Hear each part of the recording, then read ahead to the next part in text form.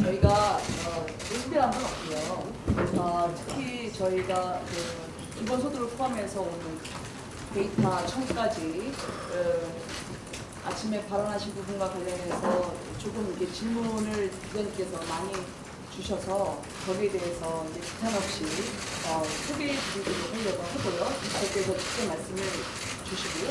앞으로도 워낙 저 앞에서 이렇게 기다리고 계시다가 복도 끝을 저희 끝까지 둘이서 질주하는 게 너무 기자님들 힘드실 것 같아서 오후에도 필요한 질문이 있으시면 저희가 모아서 그때그때 번개 백브리핑을 하는 걸로 하도록 하겠습니다. 오늘은 무엇보다도 아침에 기본소득이나 아니면 데이터청 관련해서 말씀, 질문 편안히 다 해주시면 될 것 같고요. 시간은 그분이 일정상 한 3시에서 한 30분 정도 부탁드리도록 하겠습니다. 예.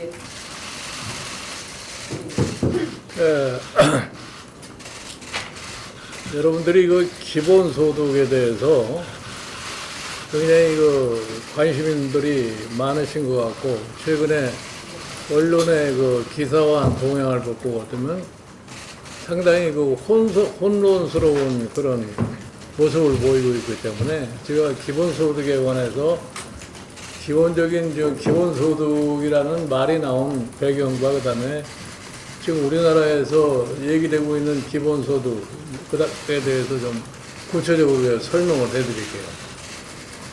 이 기본소득이라는 말은 원래 한 18세기, 19세기 이때에도 들었던 말인데 말만 나왔지 그게 별로 그렇게 현실성이 없기 때문에 쭉 그냥 잠재되어 오다가 최근에 이제 신기술이 도입이 돼가지고 로봇이나 이런 AI 같은 것이 사람을 생산해서 대체한다는 이런 소위 4차 산업혁명이라고 하는 이런 것이 대두가 되면서 이런 기계 시대를, 기계가 사람을 대체할 수 있는 이런 시대가 온다고 그러니까 그러한 이론을 정겨우는 사람들이 들고 나온 것이 뭐냐면, 그러면은 기계가 사람을 대체할 것 같으면은 고용 문제가 심각해질 텐데, 그 고용 문제가 심각해서 실업 상태에 빠진 사람들이 그러면 소득이 없어지게 되고, 그 소득이 없어진 사람들이 그러면 어떻게 생활을 유지하게 되고, 또 기계가 물건을 생산하는데 그 생산된 물건을 갖다가 소비해 줄 사람이 없을 것 같으면 그 다음에는 어떻게 이 생산이 진행될 수 있겠느냐, 이런 취지에서 이제 이 소위 기본소득이라는 얘기를 갖다가 시작을 많이 했고, 최근에 거론되는 거는 전부 지금 AI와 소위 로봇 같은 것이 사람을 대체했을 적에 소득 보장을 하기 위한 소위 논의로다가 기본소득을 얘기하는 사람이 수도 없이 많이 났어요. 그래서 사실은 우리나라에도 AI라고 하는 소위 말이 시작된 게 2016년이에요.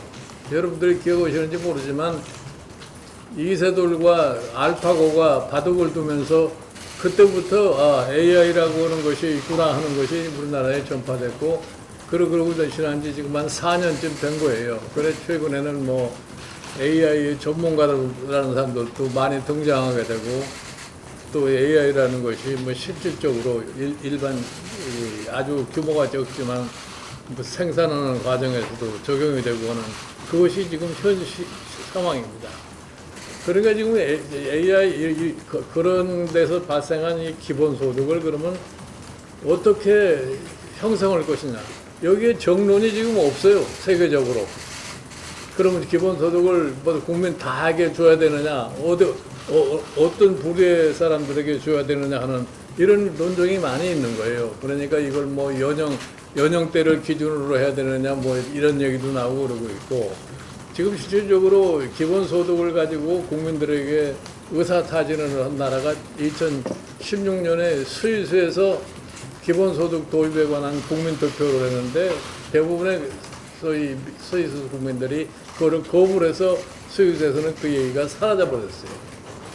그러고서 지금 현재 이 기본소득에 대해서 논의를 하고 있는 데가 뭐 아주 부분적으로 뭐 이 핀란드나 뭐 네덜란드 같은 데서 아니면 특정 지역을 한정을 해가지고 거기서 실험 삼아서 해보는데 거기서도 아직까지 들리는 소리에 의하면은 성공적이라는 얘기가 들리질 않고 있어요. 그리고 지금 우리나라도 참 우리나라는 그런 점에서 굉장히 참 신속하게 뭘 하려고 하는 나라라고 난 생각을 하는데, 그러니까 아주 성급하신 분들이 많이 기본소득을 뭐 해야 되느냐 안 해야 되느냐 이런 논쟁을 하게 되고, 정치권에서도 뭐 이거에 뭐 사실 뭐 선거에 큰 도움이 되지 않겠느냐 해서 뭐 이런 기본소득을 가지고 얘기를 하고 있는 거예요.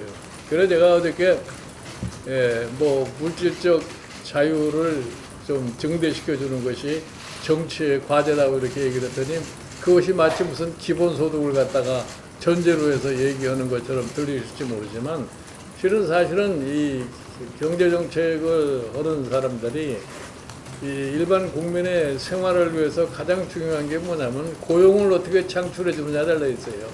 고용을 창출해 줘야만이 소득이 발생을 하고, 그래야만이 소위 생계 유지가 가능하기 때문에, 그러니까 1차적으로 고용이 다 되고 그런 사회 같으면은 기본소득이라는 것을 얘기할 필요도 없어요. 근데 기본소득이라는 것은 기본 전제가, 예를 들어서 뭐 이 4차 산업혁명 문제가 나니까 옥스포드의 오스본이라고 하는 교수가 미국의 소위 47%에 가까운 소위 고용이 없어질 것이다 하는 이런 얘기를 한 적이 있어요.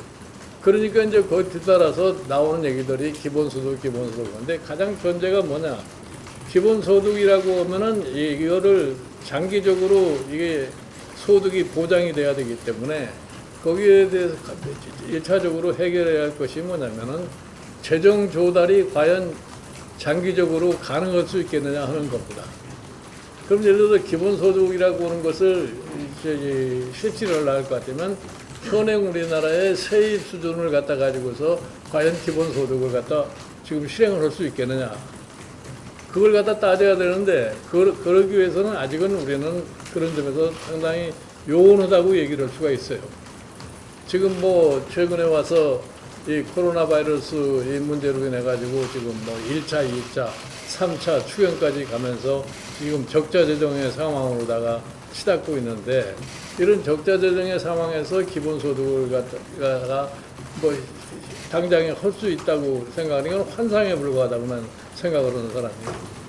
그래서 이게 정책이라고 하는 것이 투입이 되면은 이게 지속 가능이 있어야 되는데, 지속 가능이 없을 것 같으면은 이건 당장에 실수할 수가 없다는 것을 갖다 의미하는 거다. 그러면 기본소득이라는 문제를 왜 거론을 하게 되느냐? 앞으로 이제 이 산업사회가 지금 뭐 흔히 얘기하는 대로 뭐 AI나 이런 이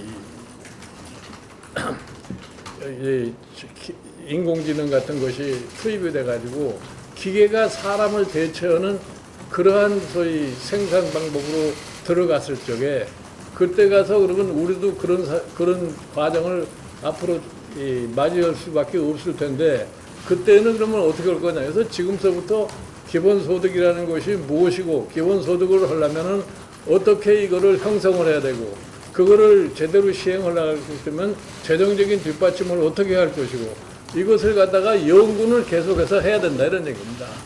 그리고 내가 제가 여러분에게 강조하는 건 뭐냐면은, 우리 정당도 역시 정치 쪽에서 이 정책을 갖다 개발하고 만들어내야 되기 때문에 이것에 대한 연구는 지금서부터 계속해서 지속할 수밖에 없다 하는, 이렇게 말씀을 드리는 거예요. 대략 무슨 말인지 아시겠어요, 이제? 예, 혹시 홍신부터 질문 있으시면 질문하세요. 기자님 계시면. 네. 예, 기자님. 예, CBS 이종주입니다. 위원장님, 이 기본소득 관련해서 테마를 던지신 이후에 여당 쪽에서도 그러면 이 증세 방안이나 또는 재원 조달 방안을 같이 연구하자면서 여야정 추진위원회를 구성하자, 그리고 시민단체 쪽에서 그런 의견이 좀 나오고 있거든요. 아니 그러니까 뭐 그건 다 좋은 일이에요. 하여튼 뭐 이게 기본소득에 대해서 관심을 갖고 앞으로 언젠가는 뭐 할지도 모르는 그런 것에 대해서 사전에 뭐 정치권에서 준비를 한다고 보는 건 별로 의견은 나쁘다고 생각하지 않아요. 그럼 추진위원회 구성에는 찬성하시는 쪽으로 뭐 저희가 구사를 뭐 작성했습니다. 그거야 이제 뭐 정치권에서 이제 국회 내에 여야 간에 뭐 그런 모임이 생기는지 그건 두고 봐야 되는 거죠. 예, 위원장님 생각하시는 기본소득은 전 국민에게 보편적으로 지급하는 게 아니라 선별적으로 어떤 범위를 생각해서 하시는 거예요? 아니 뭐 그러니까 보편적인 기본소득을 갖다 하려면은 엄청난 재정이 뒷받침되지 않고 그거는 보편적 기본소득이라는 건 불가능해요. 그럼 어떤 그리고 게 이제 이 지급이겠어요? 기본소득의 가장 큰 문제가 뭐냐면 기본소득이 소위 일을 하려고 하는 인센티브를 갖다 자꾸 억제를 해가지고서 고용의 기회를 갖는 사람들도 그냥 적당히 기본소득으로 살려고 하는 그런 상황이 전개돼서는 안 됩니다. 그러니까 기본소득이라는 것이 이렇게 함부로 뭐 이렇게 주면은 물론 받으면 좋다고 생각하겠죠. 그러나 그렇게 실수할 수 있는 성격이 아니에요. 청년일 경우에는 먼저 기본소득을 예? 받아야 된다고 생각하는 대상이 있으신가요? 청년이라든지. 예를 들어서 뭐 구체적으로 말을 하면은 지금 우리가 65세 이상 노인분들에게 기초연금을 지급하고 있잖아요. 그러니까 65세 그걸 억지로 다 얘기하면은 65세 이상 되시는 노인네들의 생활 안정을 위한 소득 보장을 갖다가 그냥 다른 말로 표현해서 그것도 기본소득이라고 얘기를 하면은 기본소득이라고 할 수 있는 거죠. 예. 근데 청년이나 자영업자나 어떤 좀 구체적으로 계층을 생각하고 계신 게 있는지 궁금합니다. 자영업자라고 하는 사람들은 사업을 하는 사람들인데 그 사람한테 무슨 기본소득이라는 것을 적용할 수가 없는 거죠, 지금. 이 기본소득이라는 것은 기본적으로 이 고용되지 않은 사람들, 이렇게 일자리를 갖지 못하는 이런 사람들을 갖다가 보호하기 위해서 소위 발상이 된 거니까. 그럼 이걸 연령층이라고 생각한다면 뭐라요? 혹시 연령층이라고 생각한다면 그 연령층이니까 이건 우리나라 누가 막 자꾸 쉽게 해결해서 무슨 청년들이 이 일자리를 가지기 전에 어느 정도 소득을 보장해 줘야 되지 않느냐는 그거는 기본소득하고 개념이 달라요. 기본소득을 논의하는 지형 중에 여러 가지 지형이 있지 않습니까? 또 우리가 그러면 극단주의 사회에서는 복지를 축소하고 아니면 기본소득만 줘야 된다는 것도 있는데 그 부분에 대해서 어떻게 생각하십니까? 아니 그러니까 기본소득이라는 것이 이렇게 간단치 않다는 걸 바로 그 의미하는 거예요.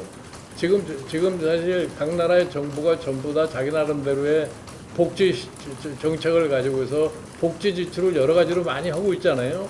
그거를 다 합하면은 어떻게 뭐 기본소득이 될 수 있지 않느냐는 이렇게 얘기하는 사람도 있어요. 우리나라도 어떤 사람이 그런 얘기를 하는 사람이 있어요. 지금까지 정부가 다 제공하는 각종 복지 시혜를 갖다가 전부 한꺼번에 묶어가지고서 하면은 기본소득의 재원이 될 수 있지 않느냐 하는데 그건 택도 안 되는 소리예요.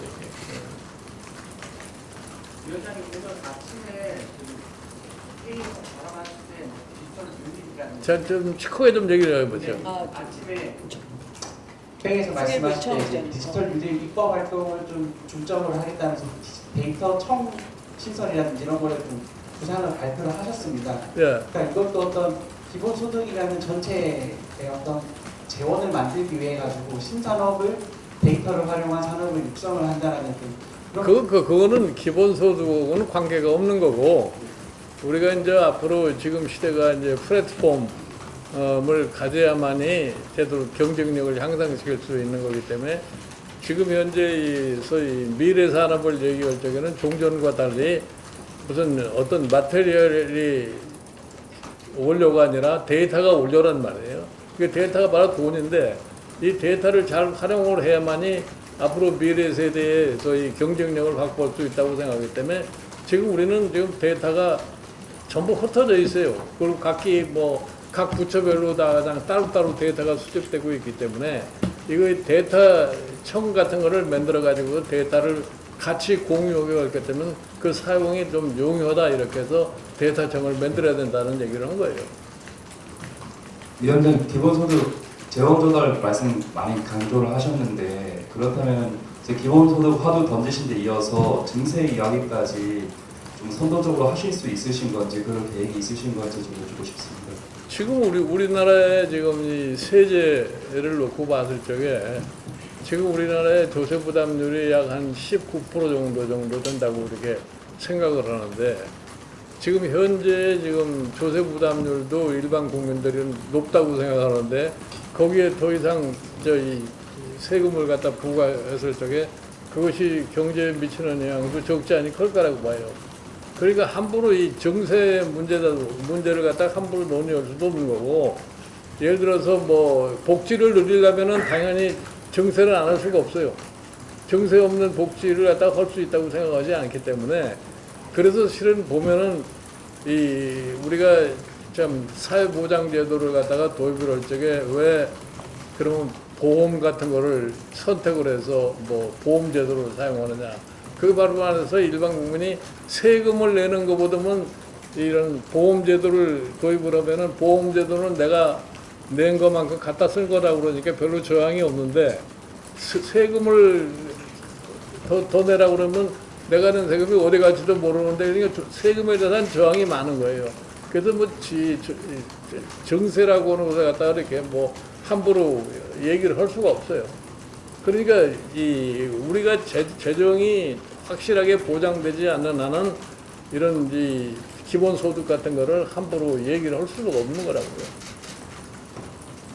정의당 내에서는 초부유세 시절 같은 걸 주장하는데요. 누가요? 정의당 내에서는 네. 초부유층의 부유세 같은 걸 신설을 제안하는데 여기는 어떤 입장이십니까? 부유세 같은 거 걷어가지고 재원이 얼마나 확보가 되겠어요?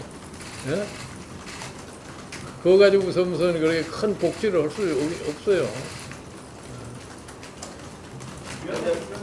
위원장님 아까 노년층에 지원금을 주는 것도 일종의 기본소득의 개념이라고 볼 수 있다고 하셨는데요. 뭐에 대해서? 노년층에 기초 지원금을 주는 것도 네. 일종의 기본소득의 개념으로 볼 수 있다고 말씀을 하셨었는데 네. 그럼 앞으로 이 개념을 확장시켜 나간다면 사회적 약자를 중심으로 조금 기본소득의 개념을 아니, 확장시킬 수 그러니까 있다 이렇게 저희가 해석을 해도 되죠. 기본소득이라는 건 물론 이제 사회적인 약자를 전제로 해서 시작된 말이 아니라고요, 이게. 예? 지금 최근에 와서 기본소득이라고 하는 거는 이 고용과 연관을 시켜서 지금 앞으로 전개되는 이 산업이 지나치게 기계에 의존할 수밖에 없는 거기 때문에 고용 창출이 어렵고 고용 창출이 없는 이런 대량의 실업자들에 대해서 그러면 어떻게 소득 보장을 해줄 것이냐는 이런 개념에서 얘기를 했기 때문에 뭐 다른 말로 설명할 필요가 나는 없다고 봐요. 그러니까 사실은 그건 억지로 사람들이 기본소득 하니까 내가 지금 참고로다가 얘기한 것이 소위 65세 이상 노인에게 지급하는 기초연금 같은 것도 뭐 억지로 붙이자고 그러면은 그 노인에게 주는 기본소득이다 이렇게 얘기를 했지만 그건 원래 기본소득 개념과는 전혀 다른 얘기라고요. 내가 사실 지금 노인 65세 이상 노인에게 지급되는 기초연금을 갖다가 지난 2012년 대선 때 내가 선거 공약으로 해가지고서 처음 실시가 된 건데 그때 뭐 그걸 갖다 할 적에 무슨 기본소득이라는 개념으로 한 게 아니에요. 위원장님 그러면 전통인 고용보험처럼 일자리가 없는 사람들을 보장해주기 위해서 기본소득을 주장하시는 거면 전국민 고용보험이랑은 좀 어떻게 다르다고 설명하실 수 있을까요? 고용보험은 문자 그대로 그게 보험이고 그건 기본소득하고 관계가 없어요. 고용보험이라는 것은 보험료를 납부한 사람이 나중에 혜택을 받는 거기 때문에 그건 기본소득 개념과 근본적으로 차이가 있는 겁니다. 기본소득은 원래 고용의 유무나 대상이 얼마 있는지랑 관계없이 모두에게 준다는 그러니까 여러분들이 고용보험이라고 하는 것은 원래가 일단 고용이 된 사람이 실업 상태를 염려를 해서 사전에 보험에 들어가는 거란 말이에요. 그러니까 이거는 자기가 보험에 가입을 해야만이 가능한 거다. 그러니까 보험이라고 하는 것은 보험하러 할 수 있는 사람이 아니면 보험이 안 돼요. 그러니까 보험하라는 건 뭐를 의미하는 거냐면은 보험료를 정기적으로 납부할 수 있지 않으면 보험이 될 수가 없습니다. 위원장님, 저 지금 말씀하신 이런 파문들을요, 당 내에서 여의도 연구 후보를 통해 가지고 어떻게 구체화하실 좀 계획이 있으신지. 뭐라고 이 같은 지금 기본소득은 당내의 어떤 기구나 어떤 조직을 통해서 구체화하실 수 있으실지. 당의 정책위원회라는 게 있기 때문에 여의도 이- 연구원을 통해 좀 어디 뭐 구상하는 방안이 있으신가 싶어가지고요. 연구원에서 뭐 그걸 연구할 능력이 있는 사람이 있으면은 연구원에서도 그 연구는 할 수가 있죠. 그러나 기본적으로 정책화해서 이거를 실행할 수 있는 단계에 가려면은 당 정책위가 이걸 맡아가지고 할 수밖에 없는 거죠. 여당에서는 기본소득 관련 법안을 제정하는 움직임도 벌써 보이고 있는데 통합당에서 근데 그건 말씀하신 걸 보면 법안이라든가 이런 건 너무 먼 이야기가 아닌가 생각합니다. 아니 그러니까 우리도 이 기본소득이라는 말이 시작이 됐기 때문에 이거에 대한 아주 진짜 이게 어느 정도 범위 내에서 어떤 자원을 가지고 실행할 수 있을 것인가 하는 검토 작업은 계속해서 우리가 이행할 수밖에 없어요. 위원장님 아까 그 재정 문제로 기본소득을 모두에게 주는 건 현실적으로 어렵다고 말씀을 하셨는데 그럼 위원장님이 구상하는 기본소득은 어느 계층, 뭐 어느 연령대부터 시작하는 게 맞다고 구상하고 계시는지. 내가 기본소득을 주장해 본 적이 없는데, 어? 기본소득에 대해서 위원장님께서 말씀하신 나는 내가 기본소득을 주장해 본 적이 없어요. 아까 증세는 좀 부정적인 입장을 가지셨는데 또 증세 외에 또 재원 확보 방안으로 또 기가세 감면 혜택을 축소해가면은 증세를 않고 세율을 올리지 않고도 기가세 감면을 축소하는 것만으로도 흑조 이상의 추가 세수가 가능하다는 주장도 있거든요. 아니 여러분들이 이 세제 흐름을 근본적으로 잘 납득을 못하셔서 그런 말씀을 하시는데 비과세 감면을 축소한다고 그래서 재원이 얼마나 나올 수 있을 거라고 상상을 하세요. 그러니까 뭐 지금 뭐 그냥 단편적으로 뭐 이렇게 하면 될 수 있지 않느냐 저렇게 하면 될 수 있느냐 그 정도 수준을 가지고는 기본소득 도입을 못합니다. 교수님께서 주장하시는 재원 마련 방안이라고 아니 그러니까 뭐 이렇게 제안하는 사람도 있어요. 뭐 부가가치세를 갖다가 지금보다 한 5% 정도 올리면은 거기서 나온 재원으로다가 뭐 할 수 있지 않느냐. 그러면 과연 부가가치세를 5% 올릴 수 있겠느냐 한번 물어봐요. 부가가치세를 올리려면은 그것이 뭐 전문 용어를 써서 정가 과정을 통해서 가격으로 돌아서 다른 사람의 소득에 어떻게 영향을 미칠 것이며 그것이 소위 경제에 어떠한 영향을 줄 것이냐. 이게 부정적인 측면, 긍정적인 측면을 다 배려를 해야 할 거 아니에요. 그래서 세금이라는 게 뭐 이렇게 그냥 일반적으로 얘기하는 식으로 함부로 막 올렸다 내렸다 할 수 있는 그런 성격일 게 아닙니다. 위원장님 생각하시는 기본소득 지급 대상의 범위가 제가 좀 헷갈리는데 뭐 취업 준비생이라든지 뭐 실업자라면 나이대가 어느 때까지라든지 뭐 노인층이면 어떻게 되는지 좀 구체적으로 명확하게 말씀해 주시면 좋겠거든요. 근데 그거는 내가 명확하게 얘기를 할 수가 없어요. 미안한 얘기지만 기본소득이라고 하는 것을 처음에 얘기를 할 적에는 뭐 실업자만 대상으로 하는 게 아니라 모든 사람에게 줘서 그거를 바탕으로 해서 자기가 무슨 자기 능력도 개발하고 뭐 등등 해가지고 취업하게 되면 취업을 하고 하는 그런 사다리 역할, 이 과정 역할을 갖다 할 수 있다는 얘기이기 때문에 기본소득이라는 것에 대해서 좀 기본적으로 한번 이 간단한 책을 한번 읽어보세요. 기본소득이라는 것이 바로 무엇을 의미로 해서 나온 얘기인가라는 거를. 저희가 계속 여쭙는 거는 아까 말씀을 저희가 드렸을 때 보편적으로 모두에게 지급을 할 수가 없을 것 같다고 말씀을 하셔가지고 그 시작점을 어디서부터 그럼 조금씩 또 시작. 그러니까 어디서부터 해야 될 건가는 지금 뭐 우리가 연구를 해야 된단 말이에요. 뭐 어디가 가장 그런 걸 했을 적에 효과가 있을 것인가 그런 걸 찾아내야죠. 그래서 지금 지속적인 연구가 필요하다는 얘기예요. 아까 증세 없는 목표는 어렵다고 말씀하셨는데 또 그리고 증세에 대해서 또 부정적이신데 어떻게 지원을 마련할? 네?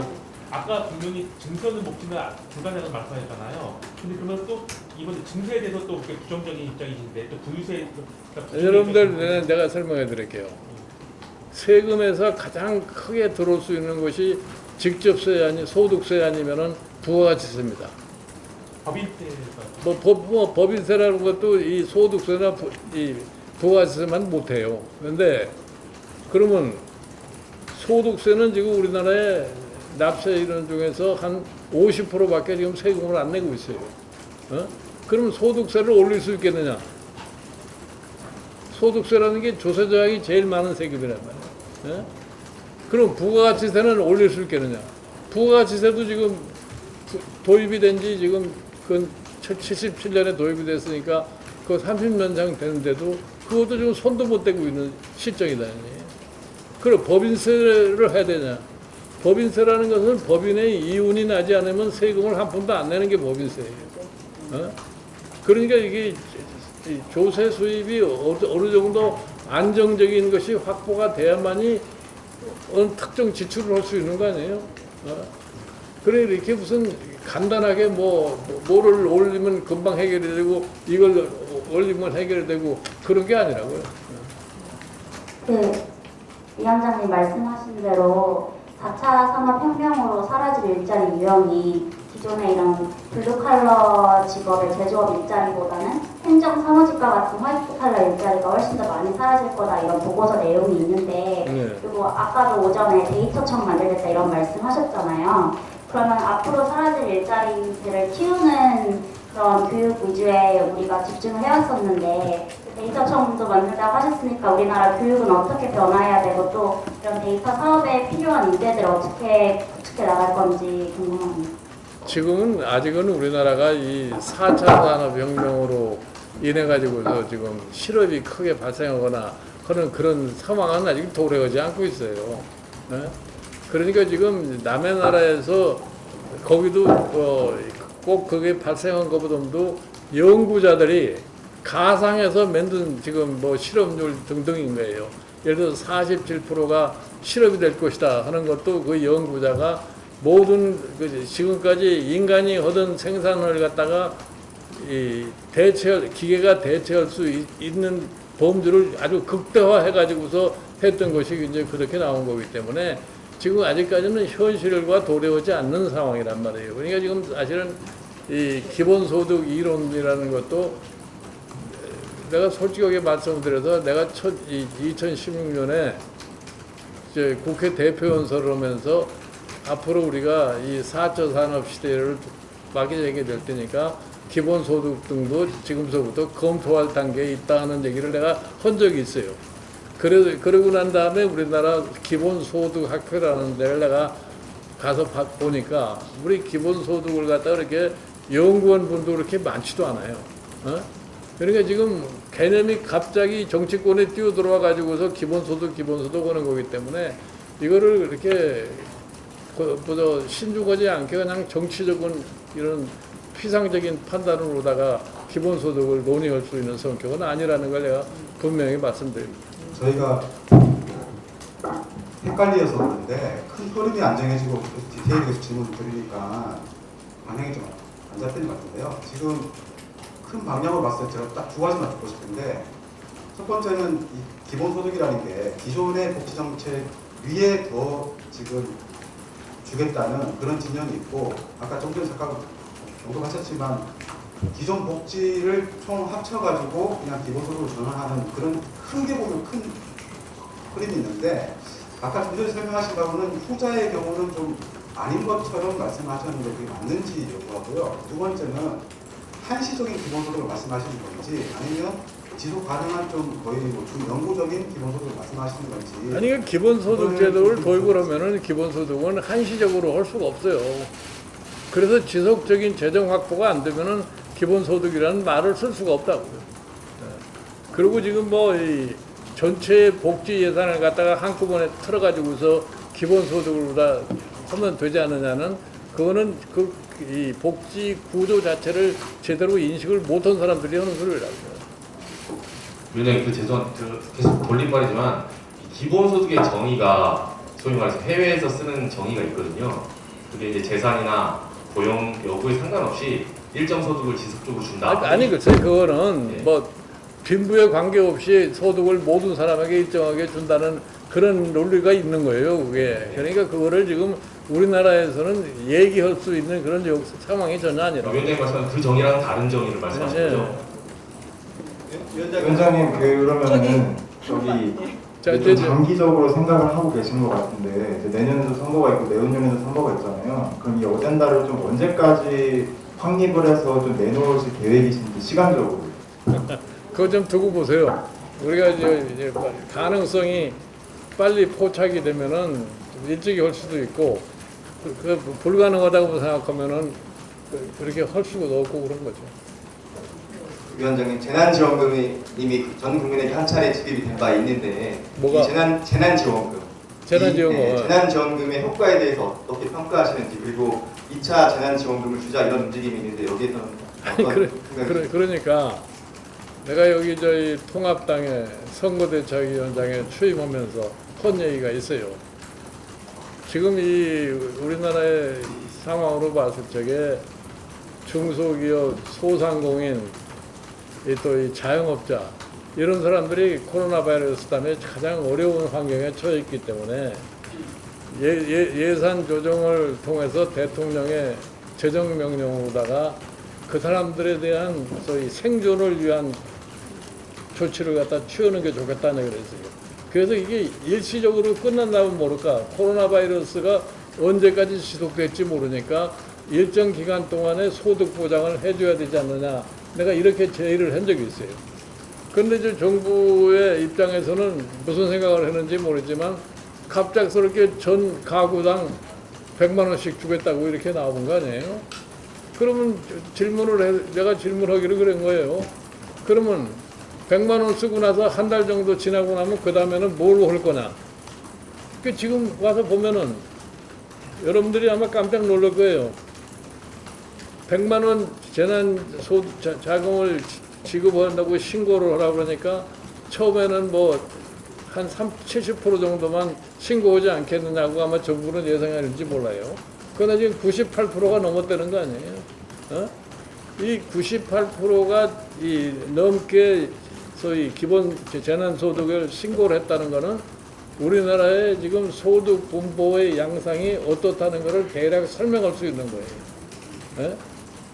그러니까 지금 우리나라의 부와 소위 재산과 소득이 얼마만큼 집중되어 있다고 하는 것을 갖다가 우리가 그런 걸로 봐서 감히 생각할 수가 있는데, 지금 그러니까 코로나 바이러스가 끝날 줄 알았는데 안 끝나고서 지속이 되고 있으니까 결국은 2차 지원금도 줘야 된다는 얘기가 나고 3차 지원금까지 줘야 된다는 생각이 나는 거죠. 그러니까 이거는 기본적으로 처음에 바이러스라고 하는 것이 어느 정도 지속될 것이라고 하는 것을 갖다가 아무도 예측도 못하는데 그걸 성급하게 예측을 했기 때문에 어느 기간이면 끝날 거라고 생각을 해서 지금 재난지원금을 다 준 거 아니에요?